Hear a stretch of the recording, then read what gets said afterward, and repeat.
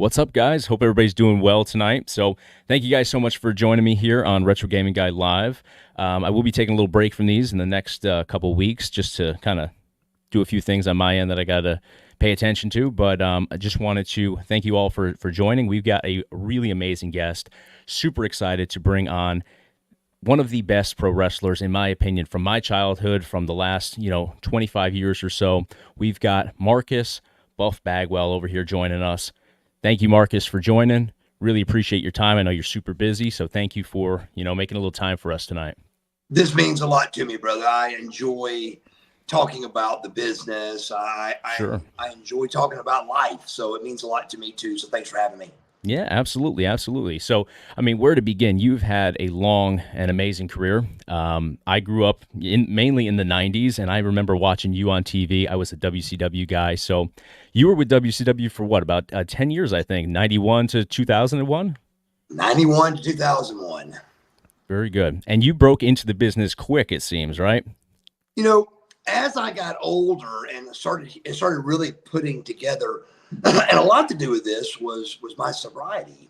When my sobriety when I started really using my brain and truly getting sober this last 21 months, that period of time to get into wrestling, if you were to ask me during my addiction, during that 20 years, hey, you got 3 seconds to answer this question. How long did it take you to make it to WCW? I'd say 4 or 5 years. And when I look back on it now, I tell the story. You graduate high school when you're 18 years old. Well, yes, sir. I went to the Atlanta School of Massage and became a massage therapist out of high school and not right after. So there's 10 months right there. Let's just round it off to there's a year. So sure. You're 19 now. And let's just say the day that I graduated massage therapy school, I said, I want to be a wrestler.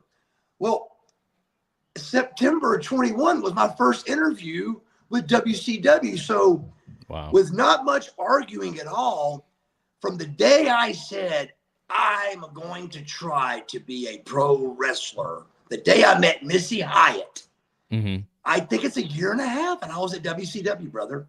It's crazy. It's crazy. Yeah. And it's got nothing to, I'm going to clearly say, it's got nothing to do with my ability. It had to do with the way I looked and some ability and a lot at the right place at the right time, man. It just, sure. Georgia independent wrestling is always one of the biggest because my first match was on TV. I was on North Georgia Wrestling, with Joe Pedicino on Channel 69, which is still a big channel in Atlanta. I was on television my very first match. So it was a big deal instantly to me. And sure. And again, it seems like it was years of setting the ring up and wrestling in it, but it wasn't no time, brother. Wow. I went hard at it, but it was full steam ahead, but a year and a half, and I went from being in the auction barn training in Alpharetta, Georgia, to on WCW TV in Savannah, Georgia. Wow. It's crazy. It's got to have to do with your ability, though. I don't think you're giving yourself enough credit because I know guys that have been on the indie scene for 10 years before they even get a chance at trying out, much less being on TV for what was it Turner at the time that was doing WCW? Turner just had bought it, so okay. I worked for Turner the whole ride. Wow. When he came in, Sting, Dallas, me, maybe Bischoff. We're part of the few guys that were there the whole ride, sure, without absolutely. going back and forth. It's pretty crazy. Now you have to. Oftentimes you hear that people have to pay their dues. Did you get any pushback from the guys for not having? Not that you didn't pay your dues, but you had a fast track to get into TV, and whereas I'm sure you're dealing with guys that maybe were floundering for 10 years before they got that opportunity. No, you said that perfect. I'll be honest with you. I didn't pay my dues. What I attempted to pay my dues, and it just wasn't in the cards for me to so-called pay my dues. I trained hard. I was in shape. I truly knew the gist of pro wrestling and got really good at it really fast. But there's no doubt about, like I said, there was a lucky thing to happen. But like I said, a lot of times lucky things happen to people and they're just not ready for it. Sure. It just so happens, I think I was ready for it. Because I remember wrestling Chris Benoit on TV one night, and we're doing all of these moves. He's calling them the names of it, like fish out of the water, and Sure. all these names. I'm like, I don't know I don't know what those words mean, brother. And I go, but just show me I can do it. And so we would go over the move, and I could do the moves, and so I could watch somebody. I was very athletic, where I could watch somebody do something, go out and imitate it and look just like that and do it athletically. And so I was very good at watching what it was supposed to look like and recreating it. And then you start learning the names of things, and you get better, you get good really quick. But I really did have a fast track to WCW. Sure. Well, I mean, it certainly worked out. Now, you started out as a singles competitor first, and then is that correct? And then you went into tag teams soon after? Yes. So what I did was I started off singles, and then, which I think everybody kind of starts single unless they come in with a partner. But I did come in singles, but it didn't take me long to figure out, okay, there's 2 world belts. There's 2 world champions in both companies. There's the singles world belt, and look at that line. And then there's the world tag team belts, and look at that line. Sure. And it was a much shorter line to me with the same status. It just made sense to me. And so now I didn't choose tag team. Dusty put me with Too Cold Scorpio in a tag team. And I just loved it. I loved it for all the reasons that I think all tag team guys love it for. You can go 100 miles an hour and tag out, and your partner can go 100 miles an hour. There's no reason why your tag match should not be the best match on your card every single wrestling match. I mean, every single wrestling card. That's a good way to look at it. Yeah, it really is. You got 5. Sometimes you got sometimes you got seven different brains trying to tell the same story. You got the wrestlers, you got the managers, and you got the referee. That's 7 minds trying to pull a magic trick off. And when you do, it's really so much fun, and it's beautiful if you tell it all the right way. And I was really good at going into the heat with tag matches and how to come out of them with the comeback. I was real good at choosing those spots. Even the night I broke my neck, that was my sequence that we went into to going into breaking my neck. And it was like, Rick Steiner did the comeback, boom, boom, boom, boom. And then he clothesline Lex clothesline Rick Norton over the top. Then I clothesline Lex over the top. And then right there I turn, and Rick Steiner's there, slams me up for the Bulldog Paralyzed. But I remember that night because that was one of my best sequence. I really liked going into the finish of matches. And that was a great sequence of things, but I was really good with that. And of course, you got to buy your time before you can speak up. But I would wait and listen and learn. And then finally, it got to where people were saying, well, Bagwell, what do you think? Sure. And I would throw an idea out, and it would work. So I really enjoyed tag team wrestling. And again, to me, it was a bigger status. I mean, it was just a big of status with a much shorter line for the world belt. That makes sense. And it's funny. It seems like almost nowadays, it's almost a downgrade from being a singles competitor. Whereas back then you had guys like you, and you had multiple partners that were phenomenal. And Too Cold Scorpio was actually one of my favorites. Right. But you had Nash and Hall, you had all these, mega stars that were on the tag team scene. Whereas now I feel like you have to do that before you maybe hit that next level. It's a little different. It seems like it is, but I mean, like I said, the Rock and Roll Express. I mean, yeah, absolutely. There's the Road Warriors. I mean, to me, it was definitely, I think, looked at like downgraded a little bit, but it still held the same status if you were champ. You were the world champions. And when you got that world champion belt, which I was 5 times with 4 different guys, you got that world belt. That means 5 times in 10 years, I was the champion. So that's a big deal. But it still bothers me that I wasn't in the line for the U.S. belt, in line for the world belt, and even having maybe a TV belt while being the world tag team champion. But it bothers me I wasn't in line for some of that stuff. But when you're a champ every other year, you're kind of consumed with world tag team stuff, you know? Yeah. Well, I mean, I think you probably stayed in that lane because you handled it so well too. So, Yes. I mean, I don't think that's anything to sneeze at. But you're right. It is interesting that you never had that opportunity. But to be honest, there's a lot of guys in WCW that I feel like didn't get to hold those straps too. I don't think that Scott Hall, just as one off the top of my head, was he ever heavyweight champion in WCW? I don't think so. I think Nash was, Hogan, of course, but I don't recall Scott Hall ever being. I don't think he was, you know. And again, that goes to show you right there the company you're with. You know, I mean, it's an incredible status to have, and to have somebody like Ric Flair be, you know, multiple world champion, tag team. I mean, world champion multiple times it really is amazing. There's so many moving parts to that, you know, to get that kind of status. It's really incredible. Absolutely. But I don't think Ric Flair had the tag team straps all that much either, though, right? I think he was pretty much stuck in his lane as well. He was. And maybe that works, but I don't remember him tagging too much in WCW anyways. No, and he didn't. So, you know, again, those guys, you know, he's known as the singles wrestler. And I think he enjoyed the single wrestling more. So it worked out that way for him for sure. Yep. Now, were there any wrestlers in either WCW, WWF, WWE, or TNA that you really had good rapport with, you enjoyed working with the most, maybe? Ironically, my favorite, one of my favorites guys to work with would be the person I went down in history with as having a bad match, which is, I think, ridiculous. But it's played that way and perceived that way.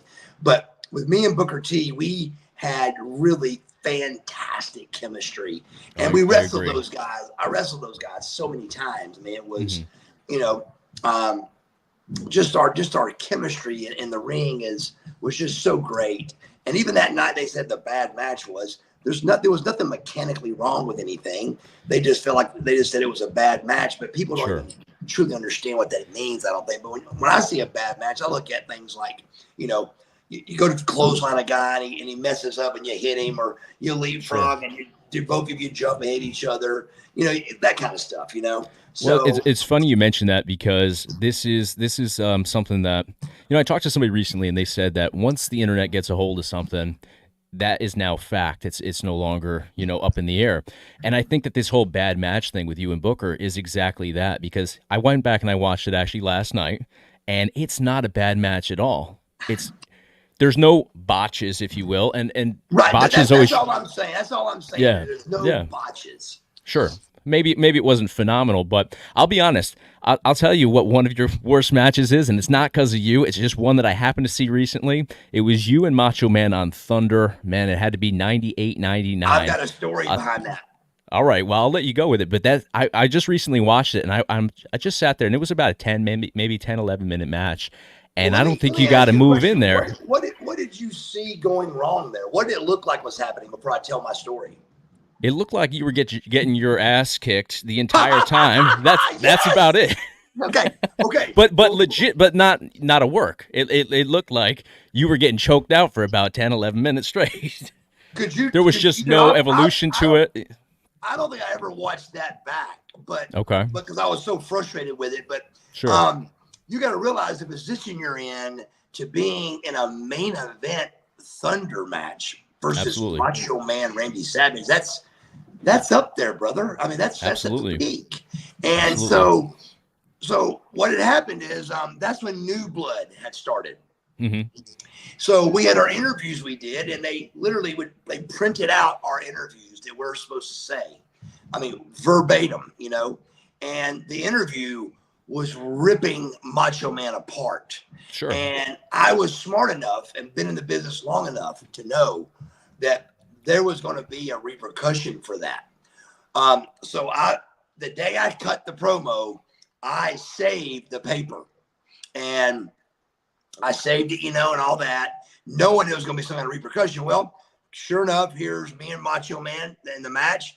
And I guess maybe I wasn't mean enough, is what I would call it, or I wasn't. But I really think it has to be with probably I was just too green still to realize that what we were talking about, he was going to go out and eat me alive. Okay. I guess I just wasn't smart enough to the business, or also out of respect, this Macho Man and all that. Yeah, but, absolutely. So after the match, I'm ready to fist fight, and I'm ready to go knock him out.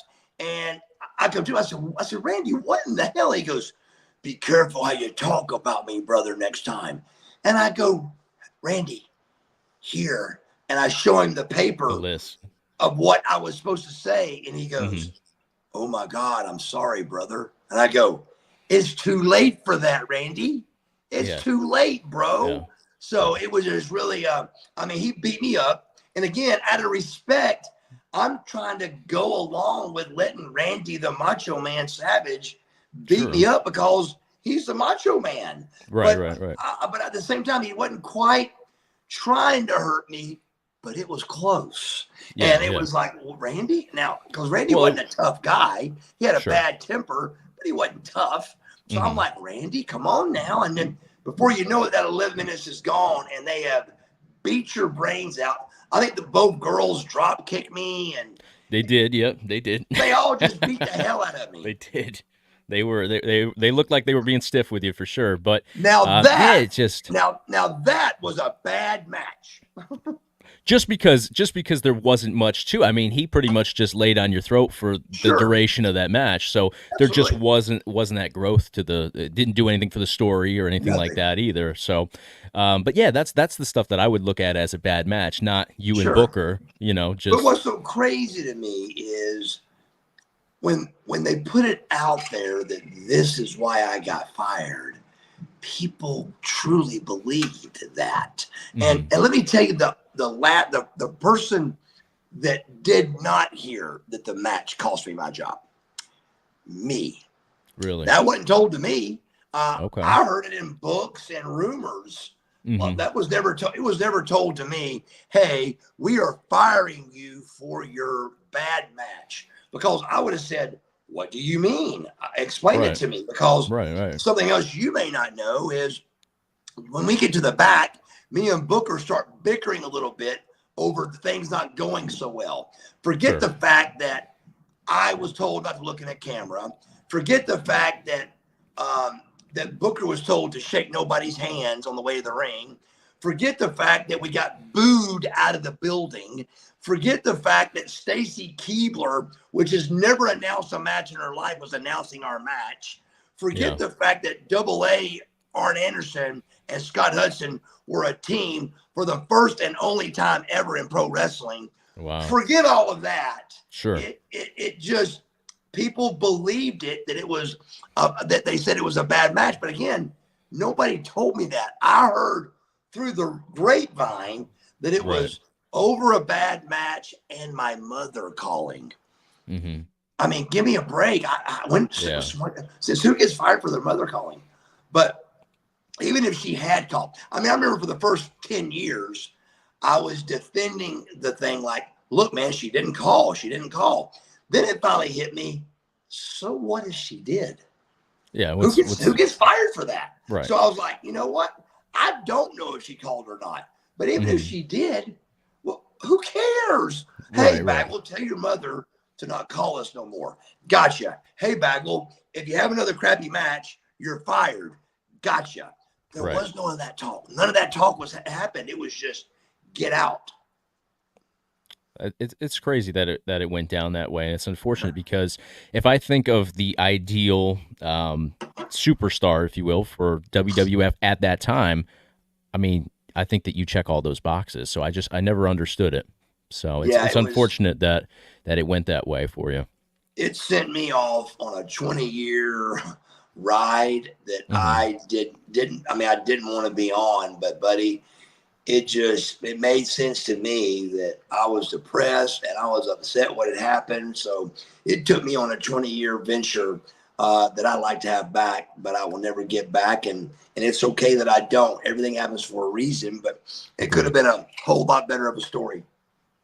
For sure. But hey, you're still here standing, and you still got years left to move forward. So, um, Absolutely. not to get too ahead of things, but I watched your what's the show you just did not too long ago?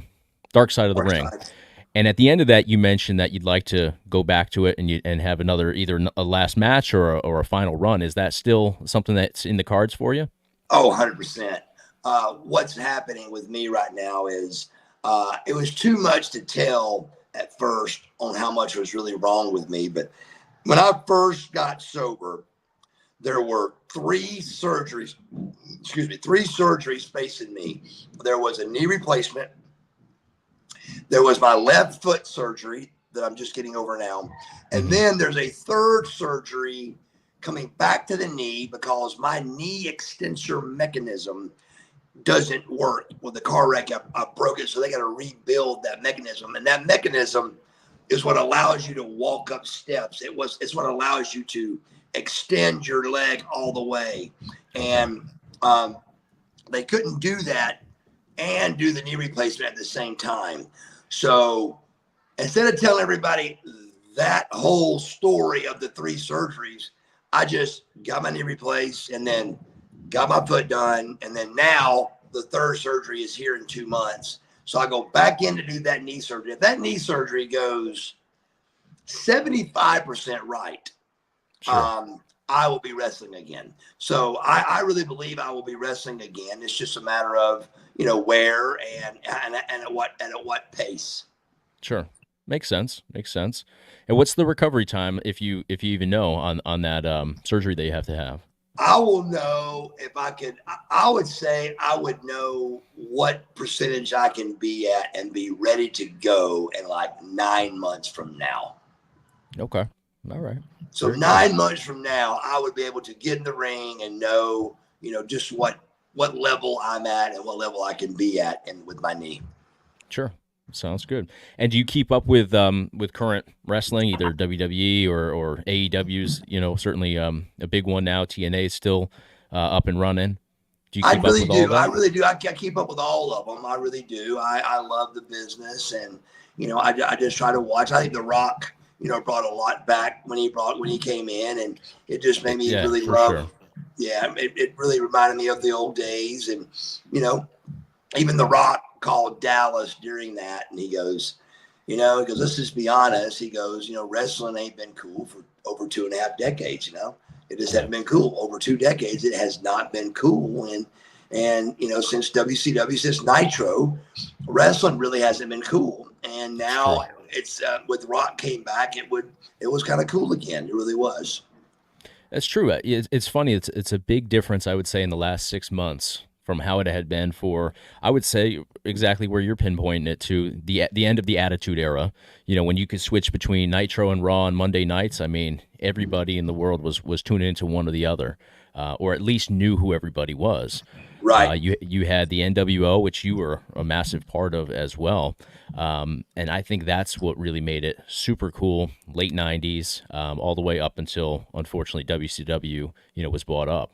Right. So now I'd like to ask you about NWO because I got one thing I want to talk about. NWO went into the Hall of Fame, and they brought obviously Hogan, Nash, Hall, and then they brought Waltman into the mix, but you were left out, and a lot of other guys were left out.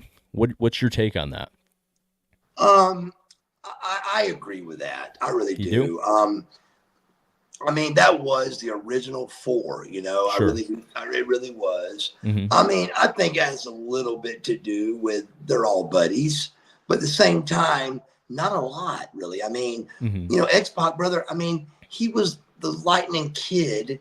It ain't like he ain't paid his dues, brother. He's the light. I mean, he's X Pac. He was the Lightning Kid at Global, and I think the kid was. I think he was like 17. He was Yeah. like, he was younger than me. He was Yep. 17 or 18, 120 pounds, soaking wet, but he could work, and it was incredible. So, it ain't like he didn't pay his dues and he didn't afford, but it does, to be honest with you, it's kind of like the Three Stooges, the Three Amigos.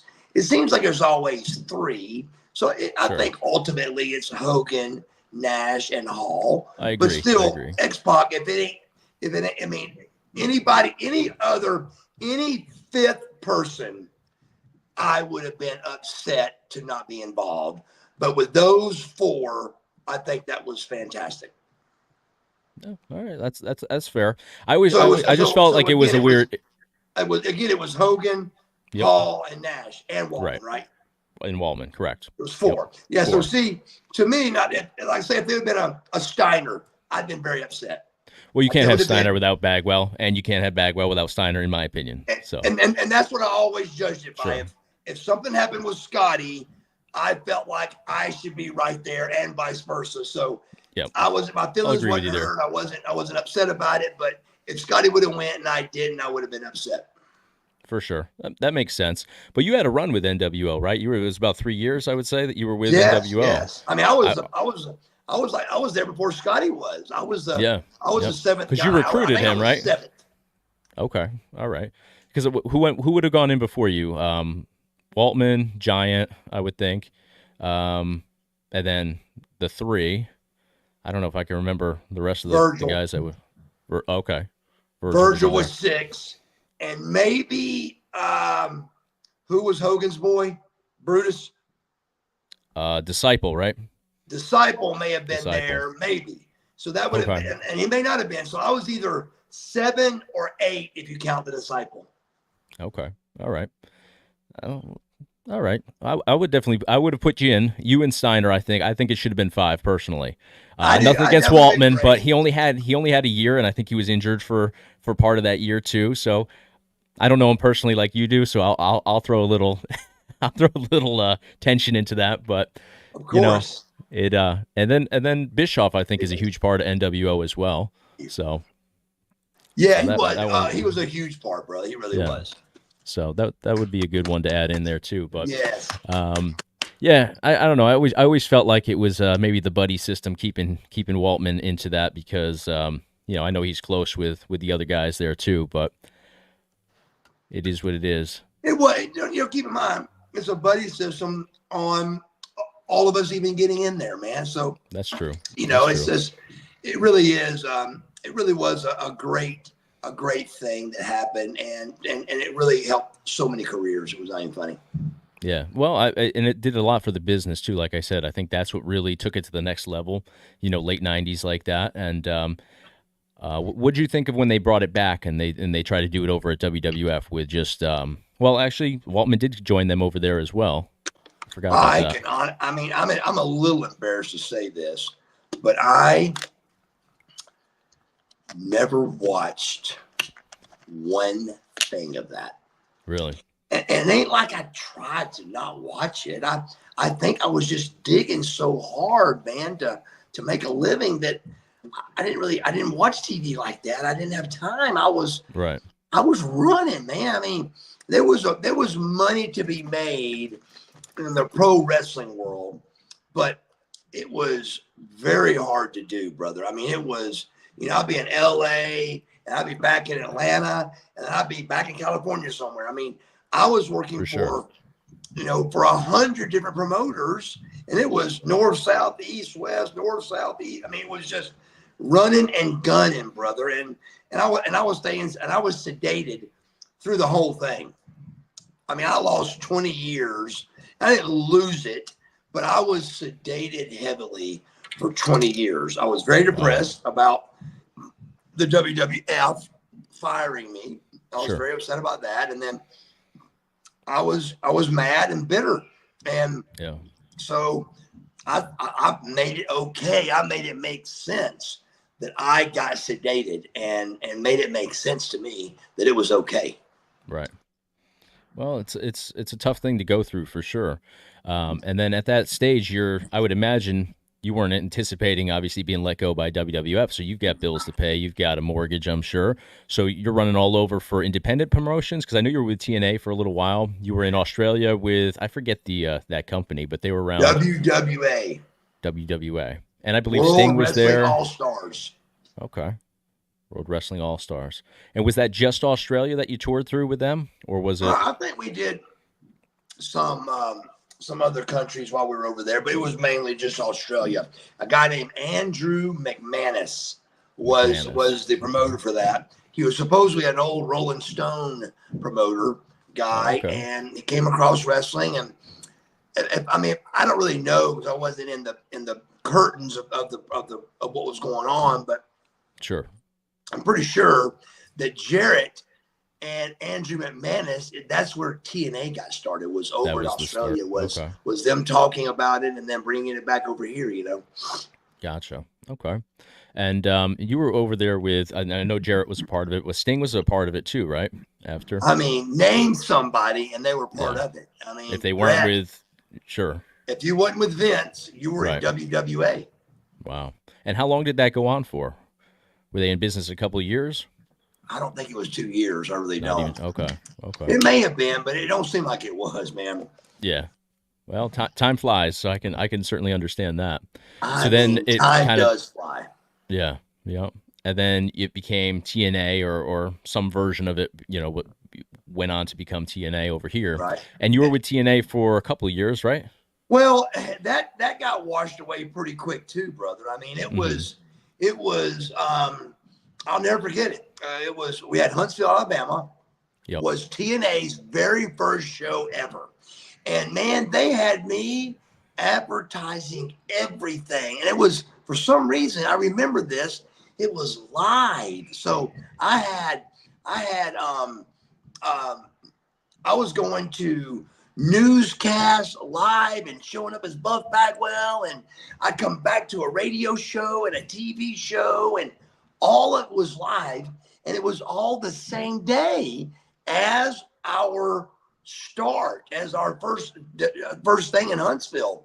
And I get to the building after, you know, acting like I'm going to be one of their bigger stars for the company, and I'm doing all the advertising and everything. And the very first match of TNA's career was a 20-man battle royal. Oh, wow. And I was the first guy thrown out. Jeez. And I didn't care about that. Yeah. I wanted to know why they would get a guy that's the first person beat in the TNA world. Why would they get that guy to run and do advertising for them? Yeah, I didn't understand. So I was like, Jeff, explain to me why you would forget me. I could care less about me losing. Why did you have me advertise for your company? Why? Yeah, it doesn't. And they act like I was crazy, of course. Oh, no, that's nothing, Mark. Don't worry about it. I'm like, guys, that's not good. Don't you understand? That's not, forget me being upset about it. It's not smart. Right. Yeah, that makes zero sense at all. And he was in full control at that time, Jarrett? I think the heat was that I was with, I think the heat was because of the father. You know, he knew that I was into drugs or prescription drugs and stuff, and he didn't like it. And I know that it was some heat with me and the father. Then they wanted to, the storyline they had, they wanted, and I agreed to do it, but it was some kind of storyline where I was blaming Buff for all of my stuff. I remember those promos. Yep. Remember that? Promos. Yep. But the story was, it was supposed to be, I was going to, kill the Buff character, but then I was going to have Ricky the Dragon Steamboat be my protege. Oh, so the day we were going to do this, there's no Ricky the Steamboat there. So I'm like, guys, where's Ricky? Oh, he'll be here. He'll be here. And I'm like, oh boy, what's going on? So there was never a Ricky Steamboat. And all of a sudden it's time for TV. And so you went back as Buff, right? Mark Bagwell's got his chance again here to go with what he's supposed to go with or cause a problem. So I chose not to cause a problem and go with it. So I did all the promos like sitting at ringside saying, Yeah. I don't like Buff anymore, and having Yeah. LaParca beat me and all that stuff, you know? Yeah. I did exactly what they wanted me to do, and it still ended up horrible and didn't make sense, and another losing in, you know? Yeah. It doesn't seem like a well thought out angle by any means, but yeah, it's unfortunate that it seems to just be, you know, one thing like that to the next, where it's just not well thought out. But it seems really that, was a little bit. yeah, It but it wasn't seems thought out Jarrett very brought well, you back exactly. later on too as part of his angle with Sting, right? Because I remember that was that mid 2000s or so. You were back at TNA. Yes. Okay. And you were on Sting's side. I remember that. It's been a while though. It's been a while since And I blew it. I started partying with the Nasty Boys and fell out in the bar. Oh, okay. Well, I've heard a lot of people party with the Nasty Boy, so I could see how that could Yeah, be a problem. it ended badly, and of course, you know, Sting had brought me in, and so Yeah, that kind of got washed out again, and you know, there I sure. was again, you know, kind of, you know, failing when the eyes were on me again. Gotcha. And Sting seems like a good dude. Do you keep in contact with him? Bro, there is no better person It in seems the like that's world. everybody's story when it comes to Sting. I mean, it's just really the truth. And the best way to say it so people believe me a little bit is there's definitely not been another wrestler I met that's nicer than Sting through and through. I mean, Lex is right there, and the Steiner boys, and I was friends with a lot of guys, but through and through, man, Sting's the best. He just really is a great guy. He, you know, just really genuinely cared. He would, you know, he put his best foot forward every time he got a chance, and just he was just always there for you, and just a really good guy. And you know, I watched him find Christ, and it was really a tough thing to watch because he was really struggling with a lot of things, and but man, did he come out of it shining. He sure did, and he just seems like just a really good person. I briefly bumped into him at a Starbucks a couple months back after his last match down in North Carolina, Where'd and you just see we're seeing him at? the airport 4 a.m, right, and he had wrestled till about 12:30 a.m. So we're talking about 2-3 hours later. Bump into him at the Starbucks at the Greensboro airport, and just the nicest guy to everybody around him, you know. And you're talking. I mean, he went through plate glass that night, all this stuff. He had the presser, you know, the press conference after, and still, you know, just glowing, walking through the airport, shaking hands, taking pictures. You know, just it definitely spoke volumes of his character, you know, as a That human really being. is fantastic, and I love to hear Yeah. that story. It's a great story. Yeah. Just a genuine guy. You can just tell it. It just beams off him. So, were there any other guys like that were? Because I know it's a tough business, and not everybody is that genuine. Are there any other guys you could think of that are, you know, kind of close to that level? No, no, and it's a flat out no. There was All right. nobody else that I met that was of that level. There just really wasn't. I mean, there was a lot of great guys. I mean, I loved Brian Pillman. I loved Stone Cold, Eddie Guerrero's. You know, I mean, just oh my God, it just goes on and on. Nash's, Halls, Luger's, you know, Flair's. It just, I mean, I knew them all, brother, all of Yeah. them. I mean, you But worked with, no, I think, the best wrestlers of all time. You know, just there's between no doubt about it. No doubt. just in the 10 if we just looked at the 10 years of WCW alone, I think Right. everybody came through, and you got to work with them, have matches with them. It wasn't just you were in the locker room with these guys. I mean, you wrestled all of those guys. Right. So that's incredible. It really And was. It was very special. You know, the very first thing that ever happened good to me in the business that I knew was going to be impactful was when um, I'd go down and get beat up by somebody, and Sting would come save me. I mhm, mean, instantly I knew. I was like, man, this is going to be big. But then, of course, a month into that, I'm going to Dusty, going, Dusty, I'm getting beat up again. I mean, come on, man. He goes, hey, baby, don't worry about it. Everybody's going to forget about that. He goes, nobody cares. Nobody cares. Trust me. Trust me.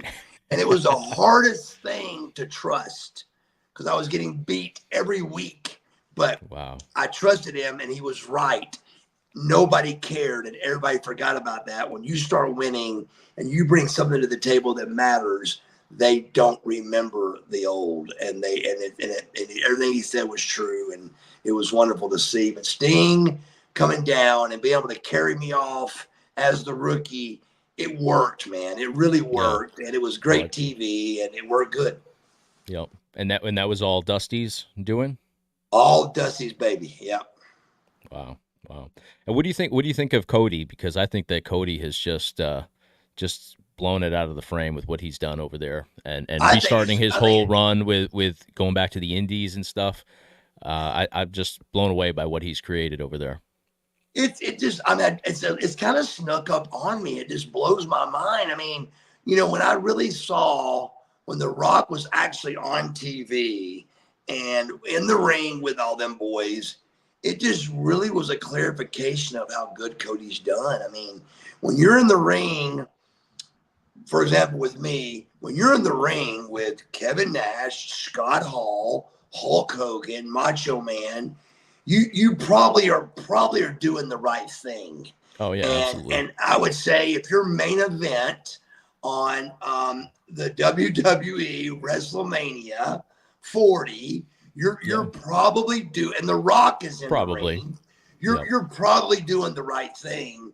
And so it just really wasn't, but to see it and really take it in was wonderful. And I really love it. I really love it that I'm proud to even say I'm kind of somewhat tied to that. I mean, his father hired me, and that means a lot to me. It's one of the first stories I tell because I loved Dusty Rhodes. He's who believed in me and gave me a shot.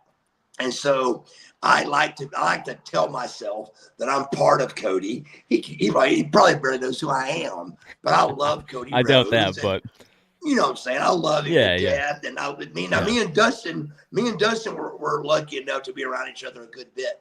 Yeah. Love Dustin Rhodes, but I never got to hang around Cody much, but just really, really proud of him. And he's done a great job. And I love the story thing. And he got to complete his story, and it all made sense. And I just really, really am glad for him.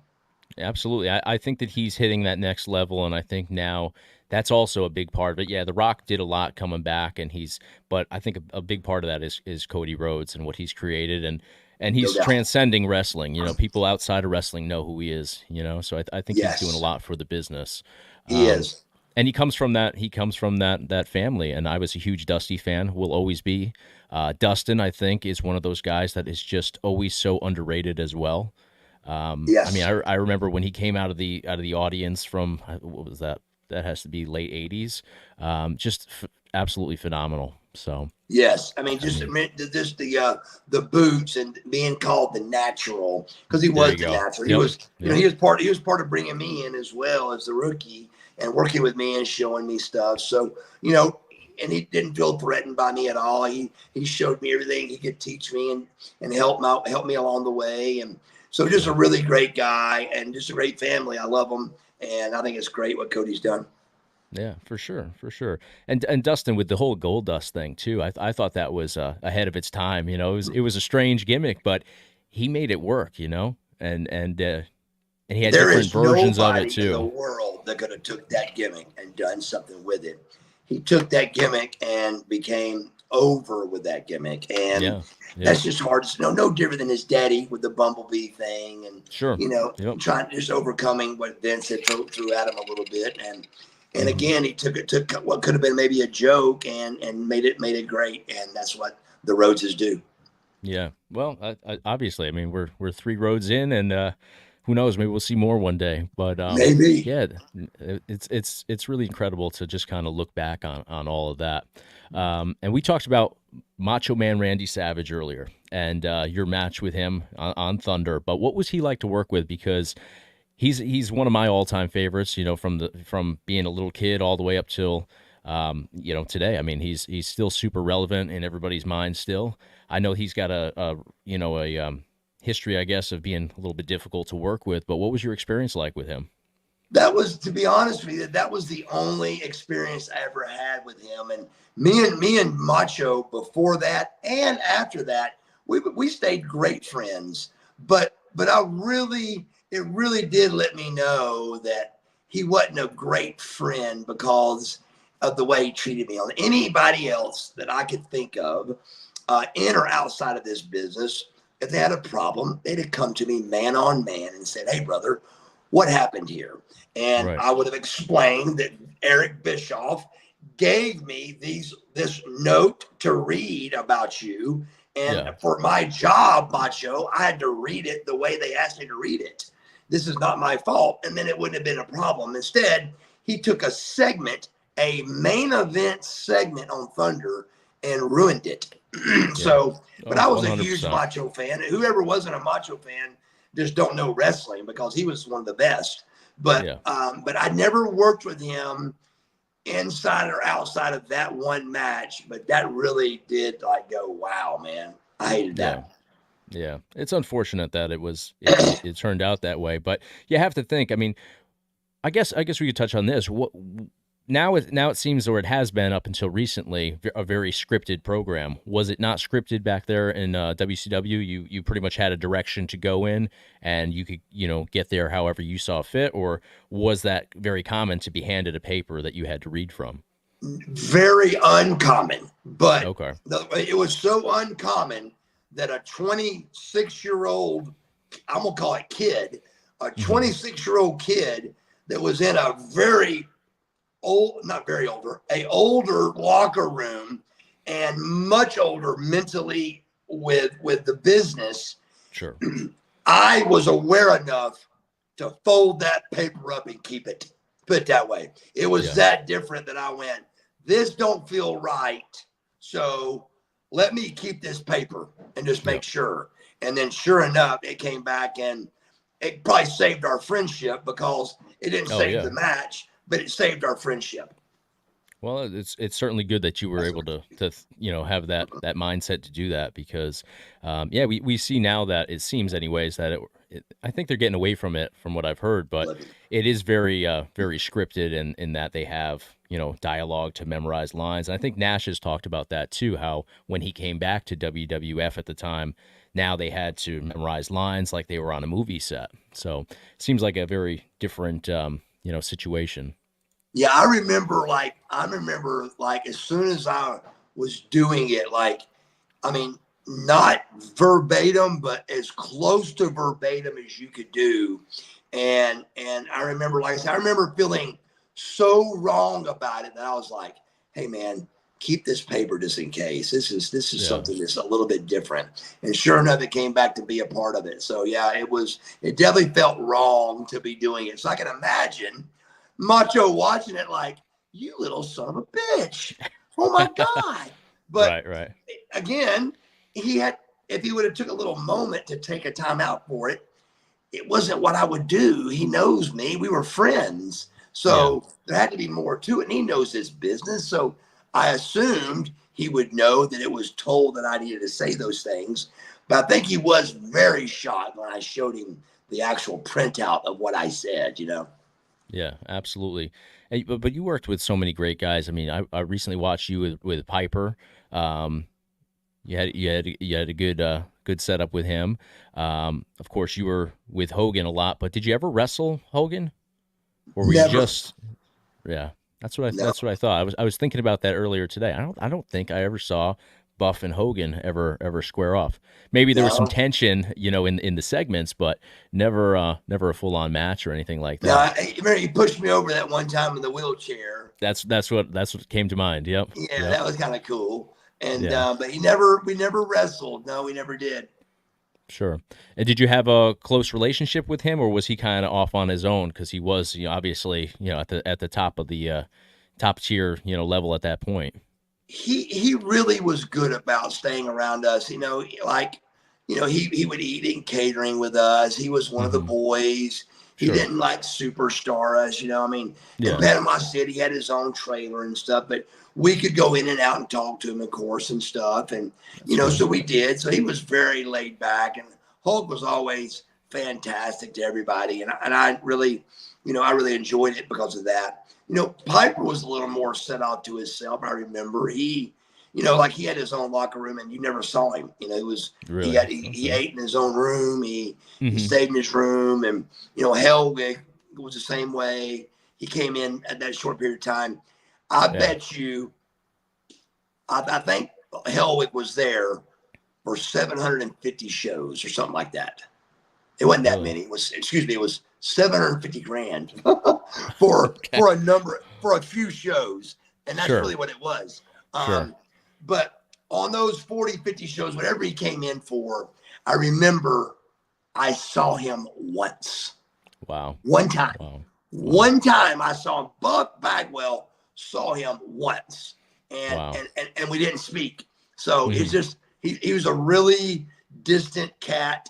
I was of course just completely marking out like, oh my God, it's Ultimate Warrior, Yeah. Yeah. but he could care less, and he was Hmm.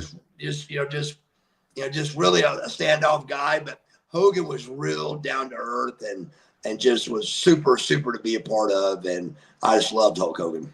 That's good to hear. I think I was about 11 years old. I got to meet Hulk Hogan, and that pretty much made my life complete at that stage of my life. So, Where'd you and meet him at?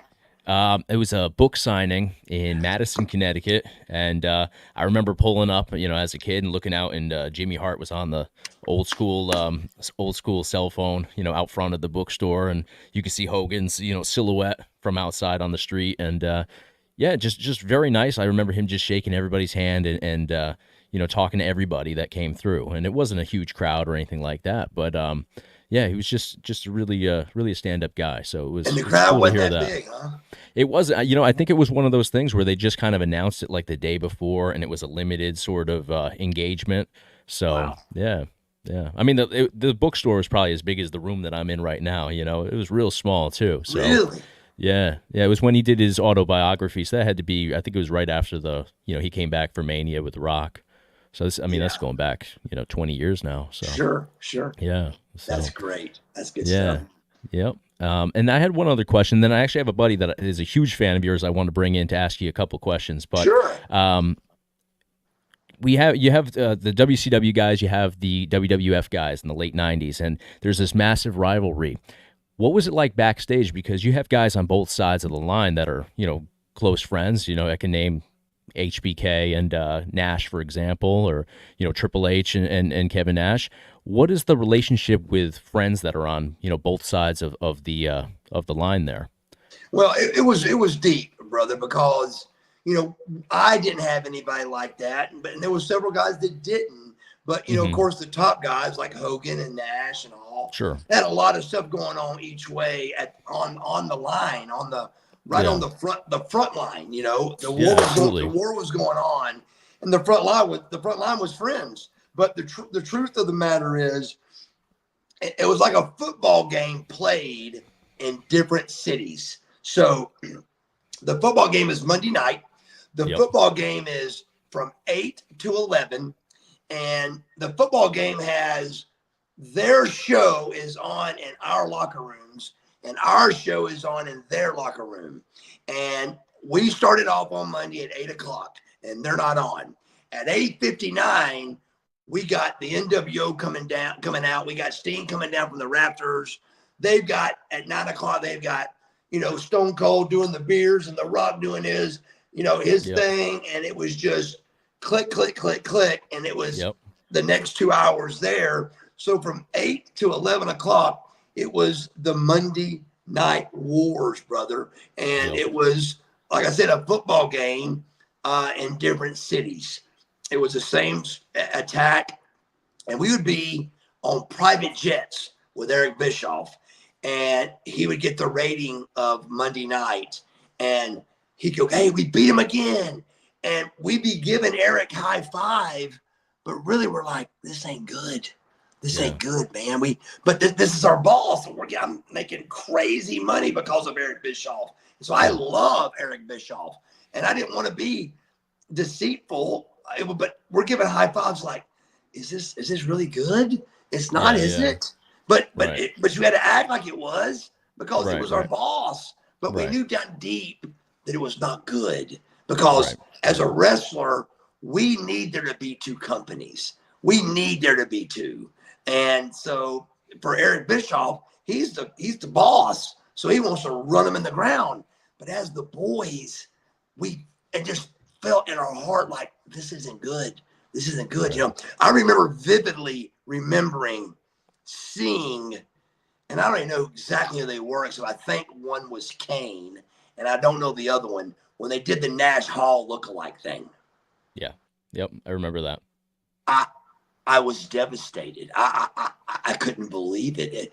We had actually finally we had beaten the WWF, and it wasn't a good feeling. It was like, what have we done? Now, little did I know, I would be working for Vince in a couple of months and be fired right after that. But you don't know it at the time. I'm like, no. What now? He actually made a fake Diesel and a fake Razor. What? So we just couldn't believe it because this was Vince McMahon, brother. Yeah. And so we just knew it, and we knew. Now at that junction, we were worried. It was like bad because now we're having to give Eric high fives and proud of him. But now we're like, what have we done? Look, we've actually done it. We put him out of business. And then before you know it, we're working for him. Yeah. And did you ever deal with Vince directly, or did you go through Shane, or what was your chain of command at that time that you had to deal with? Because my chain of command was Johnny Ace. Okay.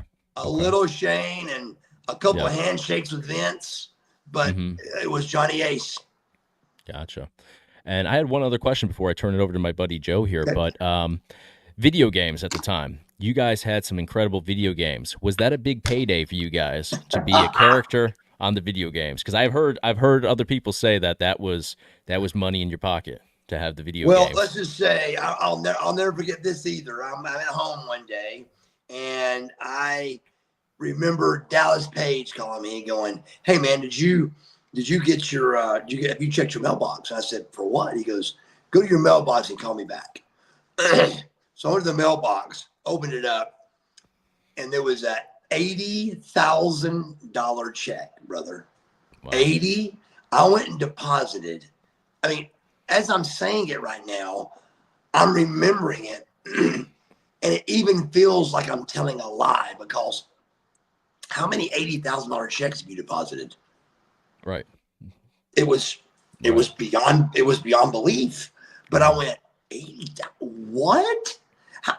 And I found out that every wrestler, maybe Hogan got something different, I don't know, but every wrestler, including Doug Dillinger, which is our security guy, if you're on the tape, you get 80 grand. Wow. So we all got $80,000. And was that for one video game? One. Wow. The WCW versus whatever. The biggest one. The Revenge was probably the biggest one, but what was there were two. World Tour, WCW. I think that was the first one. Revenge one, I think. Revenge, yeah, that would have been like 98, I would think. I'm sure. Oh, 80 grand, brother. 80 grand for one video game. It was crazy. Wow. And did you get that for the other games? Because you were on, I mean, I would think probably about 5 or 6 different games at that time. I don't remember getting another $80,000 check. 80 was the big one. Keep in mind, brother, there was some 50s and 60s coming every 2 weeks. Yeah. So, so that was my payday. So I just thought they mispaid me or something a little bit, but it was really an extra check I got. Like I was like, wait a minute, did we get paid this week or is it next week? And then I started adding the math. I went, I got paid last week. So what is this for? And it was the 80, I'm like, what? And then I saw those 3 initials, TCQ or THQ. Yep, THQ. Yep. THQ, and that's when I knew it was something different, and it was crazy. That's incredible. So even the security guards. So you got to figure you guys had a massive amount of wrestlers. So that's some serious money that they were throwing out. And what about action figures? I would think action figures have to be a big one too. You got to also remember my run. There wasn't computers, bro. So if you ordered something with my stuff on it, you got it out of the catalog and you phoned it in to order it. So we're kind of like, NFL players that missed that time. You know, like Jim Brown would have been a multi-billionaire, you know. Oh yeah, But he absolutely. made, you know, 50 grand a year or something. Same kind of thing with us. If we would have had the internet when the Monday Night Wars was happening, we would have been filthy rich. Sure. That makes But sense. we did not. And we were making so much money with our contracts. You know, action figures didn't come out till really late. Yeah. I think my first action figure was probably 97, 98, you know? Yeah. So that one right there. That one right there. It's that one right there. And that was late, you know? I mean, there was only 3 or 4 yeah. years of them. Yeah. Yep. And so, you know, that wasn't, I remember getting it, man, and being excited though, bro. Like, yes, I finally, but I don't ever remember getting a check for an action figure. I really don't. Wow. That's interesting. I just remember my bi-weekly check was ridiculous. And I was very happy. And I was so happy that I would say a prayer to God every time I got my check, no matter where I was at. I knew what I was doing was different, and I knew what I was doing I should be grateful for. So I was. Sure. Excellent. All right. Well, I'm going to bring my buddy Joe in here because he is a massive fan of yours. I told him that you're going to be joining us. So this right here is Joe. What's up, Buff? What's going on, boys? How we doing tonight? How you doing, brother? I'm doing great. How you doing, Buff? Doing fantastic. Chase, I want to thank you for having me on. Absolutely. Thanks for being on. This is a big treat. I'm all decked out. I got my RGG gear. What's RGG? It's The Chase. show you're on. Retro gaming guy. I love it. I got to shout out my partner, Vito. We do Perfect Storm Gaming on YouTube, a show. But today I'm RGG. And when you're RGG, you're RGG for life. So we're live, brother. Appreciate it. Buff, I'm a huge fan. I want to first thank you before I get into my questions. Thank you for your entertainment and the joy that you brought so many fans, that you continue to bring so many fans and people. I thought it was unbelievable what you did for Scotty Riggs. Just thank you, man. You're the man. Well, thank you so much. Let me tell you something right quick before we go any further. I want to tell you this. Like, I want to tell you, like, even today, somebody sent me a picture of one of the first outfits I wore. It was a black leather zip-up outfit. Vest. It was like a vest suit, and it zipped up. It had a silver belt, and it was nothing was on it at first. And I think my black hat was plain black at first. Right. And then but this picture, I remember. I got it on my phone.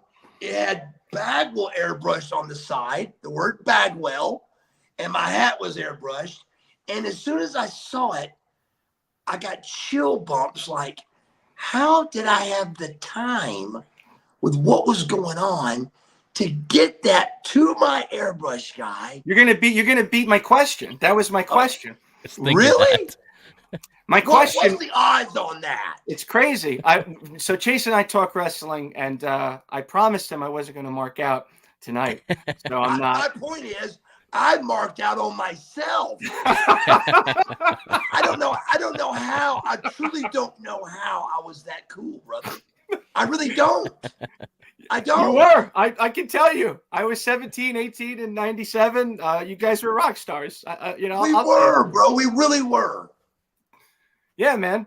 No, that's my question. Chase and I talk wrestling often, and you spoke about it got stale, it gets boring, and I think the Austin Goldberg boom of theirs created a lot of cookie cutter wrestlers to just come out jacked with trunks, and they really miss what wrestling's about, which is comic and cartoon come to life, and you really embodied that. You had the overalls, you had the top hat, you had the leather vest that you're talking about. What was your inspiration for creating the Buff Bagwell character? God, that is such a great question, man.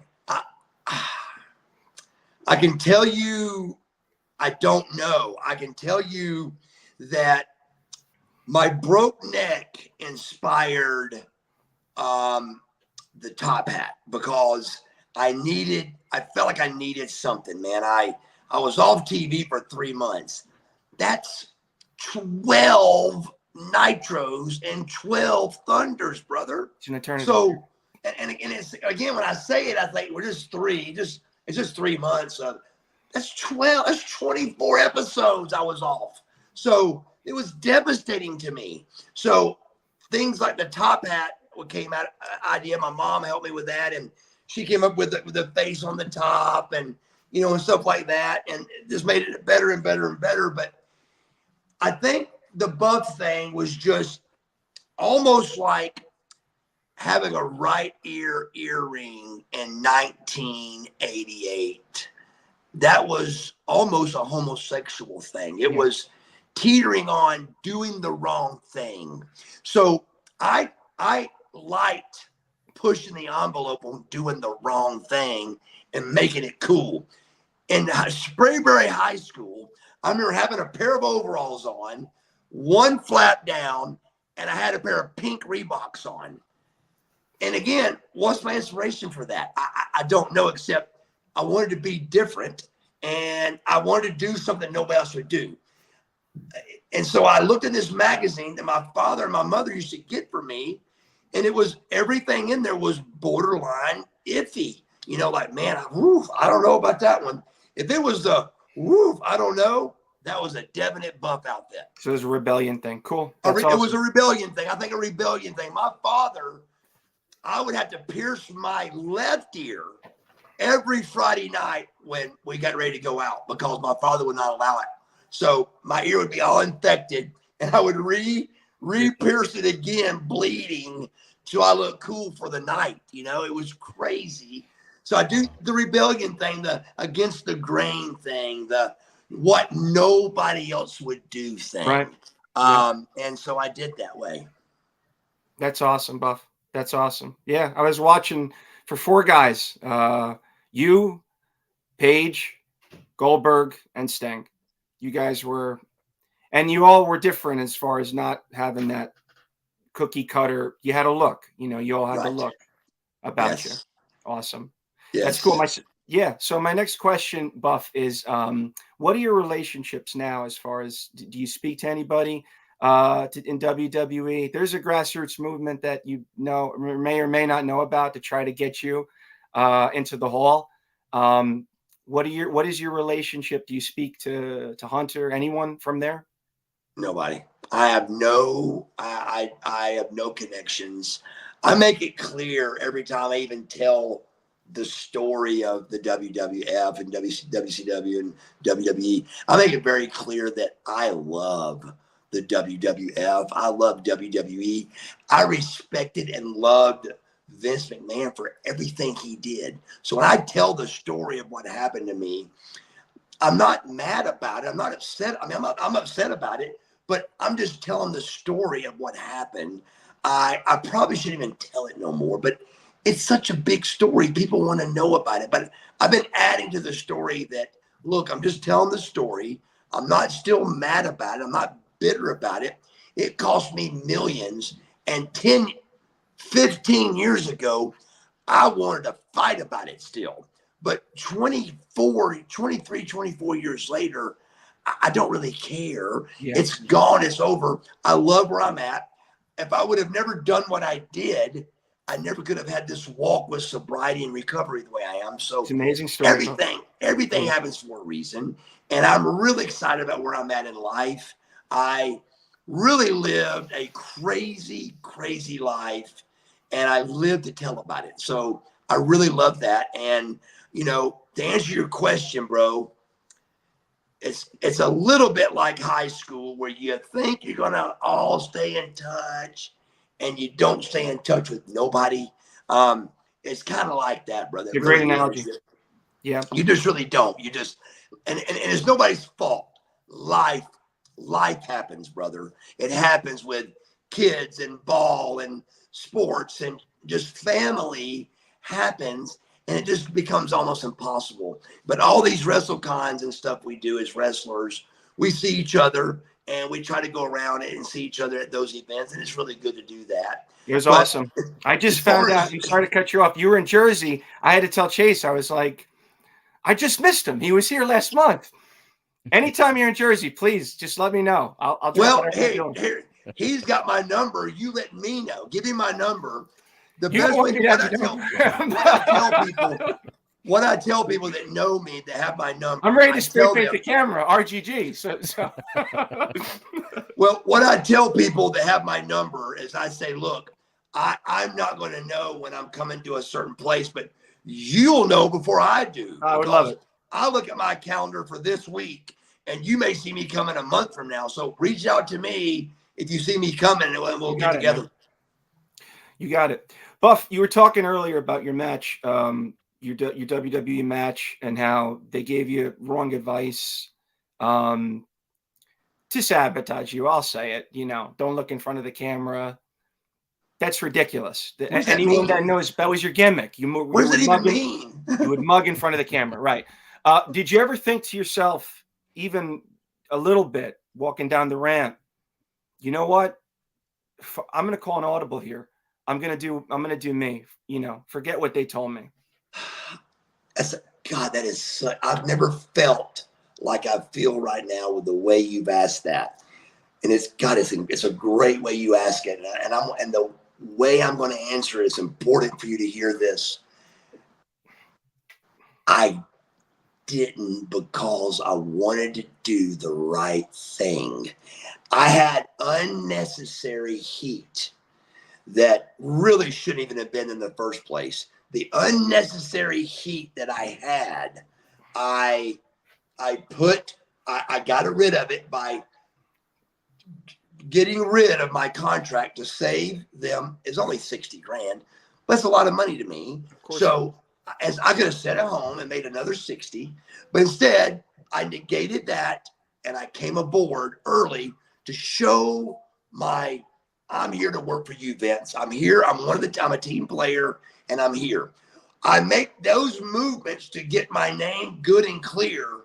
And then Shane walks up to me before a show and goes, don't look in the camera. And I go, Shane, that's all I do. And he goes, if you look in the camera, you're fired. And so down that ramp, brother, I was saying, don't do it, Mark. Don't do it. Don't do it. It was the hard. I'm getting booed, and I can't look in the camera. Stacy Keibler's announcing the match. I'm blown away, but not once did I look in the camera.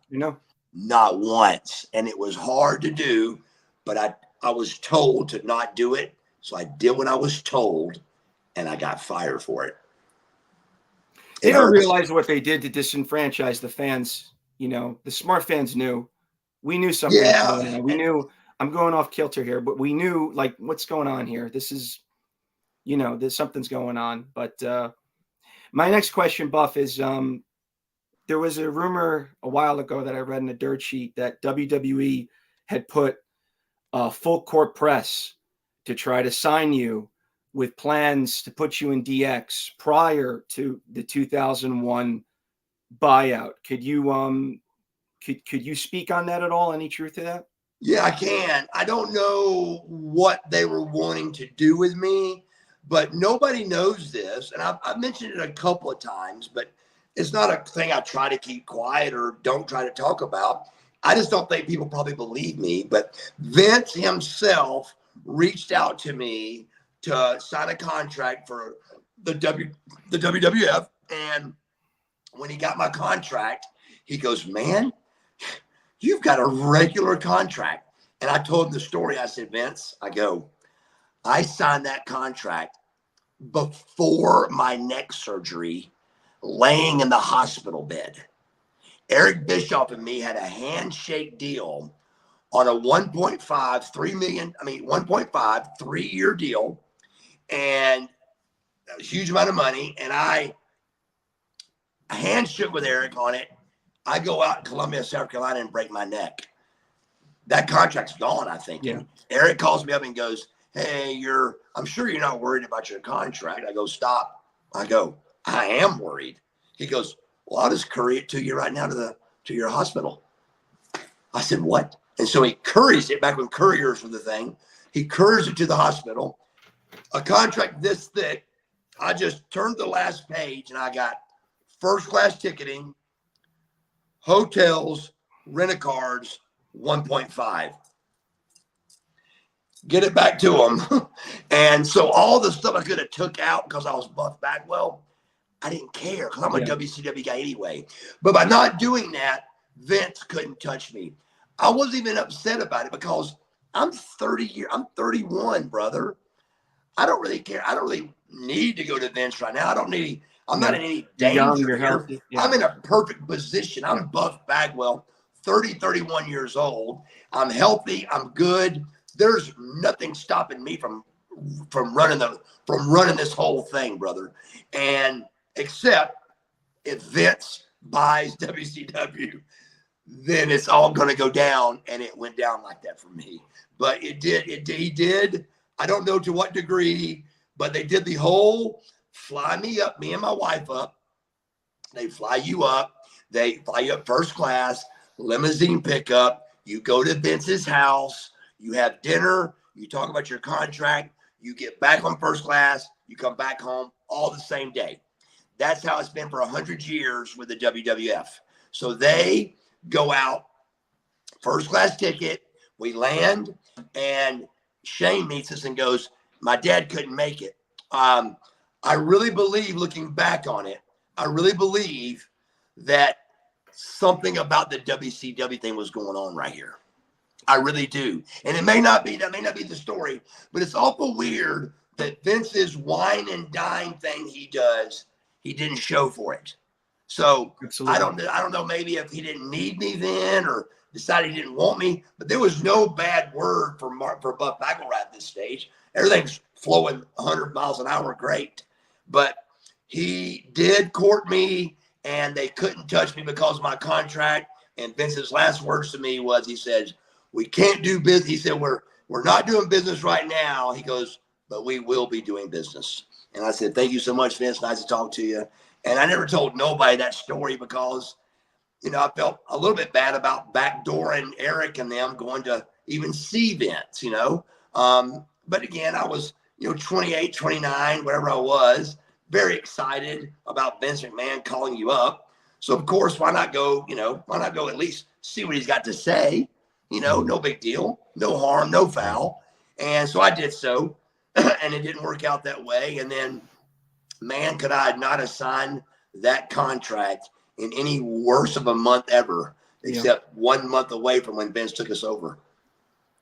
Yeah, well, your story's not over, Buff. There's a match that we're gonna sing. I know it. Absolutely. Just know it. I'm gonna make it happen. Yes. Buff, my last question: do you have any hard feelings whatsoever to Ricky Steiner for the Top Rope Bulldog? Oh, absolutely not. Rick, kind of taking that move a 1,000 times, brother, and it just was a freak accident. Rick, the truth is, and a lot of people don't know this, and it's still I don't hold any grudges over it. The truth is, Ricky's shoulder was hurt real bad, and he needed.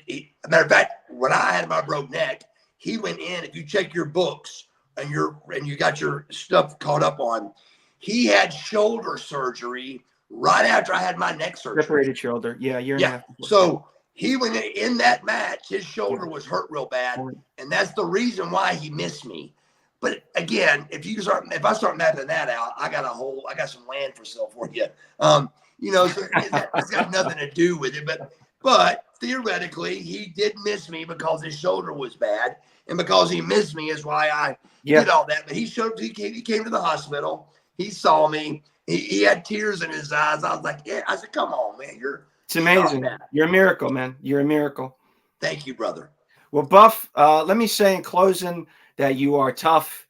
You're rough. The ladies can't get enough. And, brother, you're still the stuff. Thank you, brother. Thank you, Chase. Thank you, Joe. Thank you guys so much. Thank you, man. All right. Well, I don't want to take up too much of your Friday night here, but I really appreciate you joining us. So thank you so much. My pleasure. Yeah, and we'll have to do it again sometime because I mean, I could sit here and talk to you endlessly, man. Me too, brother. Hey, I'll look at your reel you sent me, Sure. and we'll be talking about that stuff for sure for you.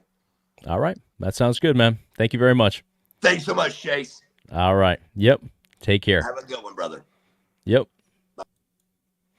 All right, guys. Well, thank you so much for all joining us tonight. Always a pleasure to talk to Marcus Buff Bagwell. Big part of my childhood right there. And then, of course, I'll bring Joe back on. What's going on? I saw you were still in the studio here. So that was amazing, man. Yeah. Well, thank you for joining in and for contributing those questions. No, man. Again, thanks for having me. I hope I didn't mark out too much. No. I saw those RGG shirt comments. That's all, and that's all Joe here. And you do all the design stuff over with your channel too, right? A lot of the logo stuff you've done. Not all of it. No, Vito does a lot. There's an app that I do. It's really split. Okay. I do as much as him. Mm-hmm. Both 50-50. I have creative excellent control, but yeah, it's an app that we both do. Sweet. All right. Well, thank you for contributing those questions, and I'm glad to have you on. And I'm going to let everybody go, though. I know it's Friday night, and I think we're going to do some stuff with Perfect Storm Gaming, though, in the future as well. So I'm very much looking forward to that. Same. So, all right, guys. Well, take it easy. I will see you guys on the next one. I'm going to be taking the next couple weeks off, but I don't want to say that because things change on a daily basis for me. But I think we're going to at least take off Friday nights. So I'll be doing some stuff during the week, but my schedule's changing a little bit. So thank you guys so much, though, for joining in and sitting in tonight. It was a pleasure for me. I know it was a pleasure for you, Joe, as well. Thank you again. Seriously. No, absolutely. I'm grateful that you were able to make it work. So, all right, guys, thank you guys so much. I will see you guys on the next one. Have a great weekend.